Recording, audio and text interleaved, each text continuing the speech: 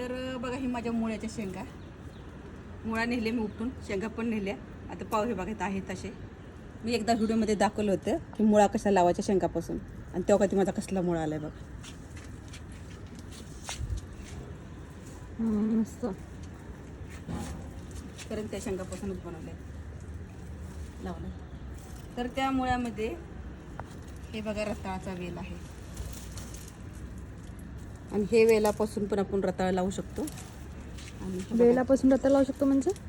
अगं वेल कट करायचा हां. असा. आता कैची आणली का कुठे गेली मी दाखवते मी नंतर. आणि तसं पुरायचा, ओके. आणि त्याला खाली मग नंतर रताळ येतात. ओके. दाखवते मी व्हिडिओ रताळ कसं लावायचं ते पण.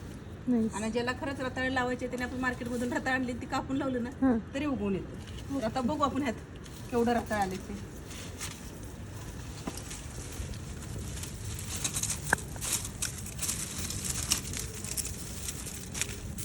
ही मुळ आहे, काढू खुपटून सगळा वेल.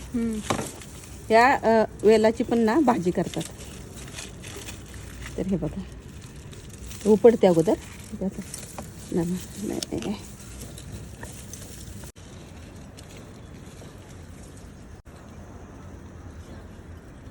बघायला थोडी छान बघ, पांढऱ्या रताळ आहे ती. पांढरा. बघायचंय.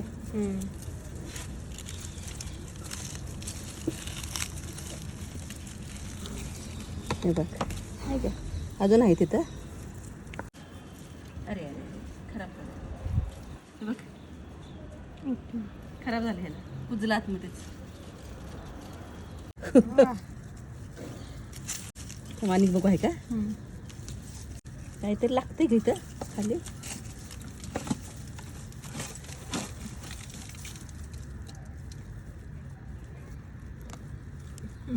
मस्त. किती छान आहेत ना. हे छोट, हे जास्त मोठं झाल्यामुळे गेलं ते निबाही झाल्यामुळे नाही. मी जे ह्या कुंडीमध्ये रताळ लावली होती ना त्याला मला अशी 4 रताळ मिळाली, आणि एक खूप मोठं झाल्यामुळं खराब झालं, वाईट वाटायला लागलं कारण लवकर लक्ष नाही दिलं त्यामुळं. तर मी ह्या रताळाचं काय बनवून दाखवतो तुम्हाला.